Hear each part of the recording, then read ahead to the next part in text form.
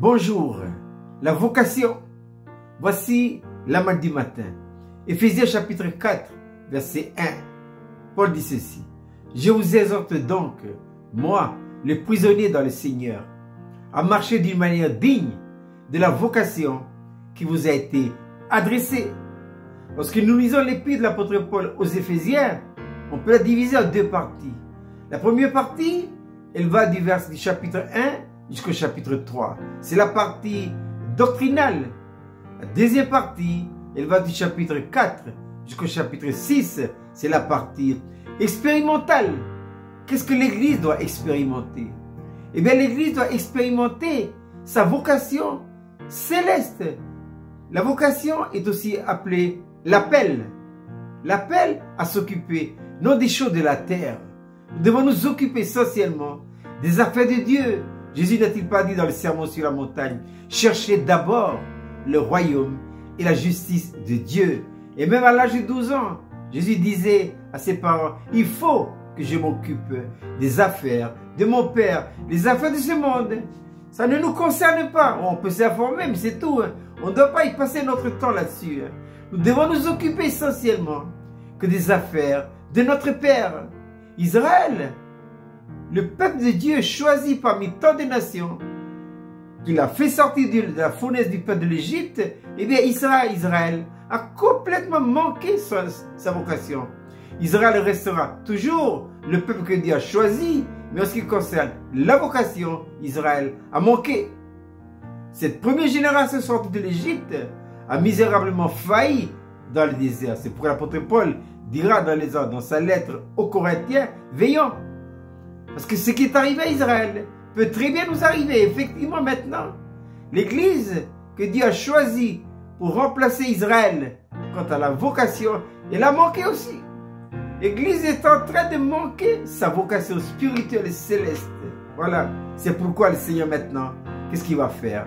Il va lever un tout petit morceau. C'est Sophonie 3.12.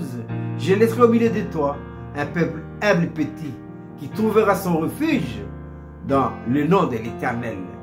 Vocation, ça veut dire aussi appel. Quelle est la vocation de l'Église? La vocation de l'Église, c'est d'être une expression de lui-même. Nous devons expérimenter quoi? Nous devons expérimenter la nature.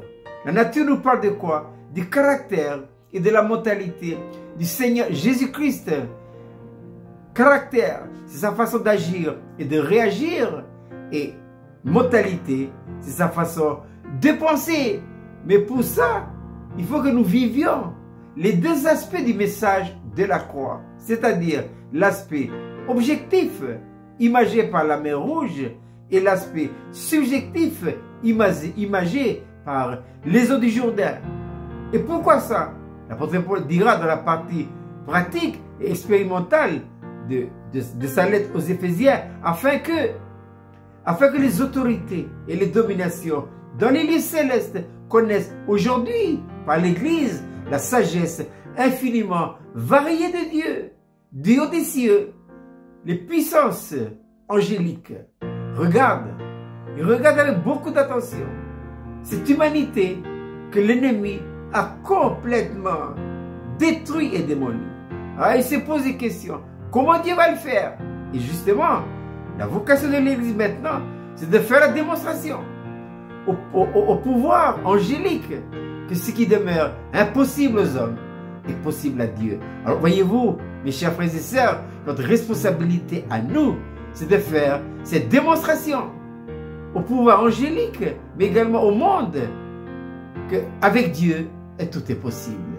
Notre vocation à nous, c'est être un peuple qui exprime le Seigneur Jésus-Christ, c'est-à-dire son caractère et sa mentalité.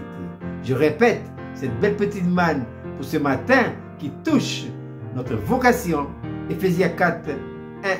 Je vous exhorte donc, moi, le prisonnier dans le Seigneur, à marcher d'une manière digne de la vocation qui vous a été adressée.